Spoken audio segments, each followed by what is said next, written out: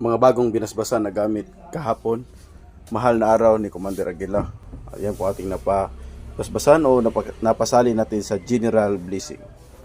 Yung ating bao na may lamang round 99 na mga mutya at formula ng round 99. Ang bao ng isang matat sa bibig na may umo na pure mutya at virtudes ka ng kalikasan. Ang ating pwede pang kitchen na maya-maya kung tawagin dito sa Mindanao, original salsagan o maya-maya. At yung tinatawag natin anting-anting na pwede sa lahat para tinabaw niyog na walang mata, na pure kalikasan ng laman, na pwede sa mga bata, sa inyong masawa, sa inyong anak ng mga talagita at pinatilyo, at ating mga buti di gira.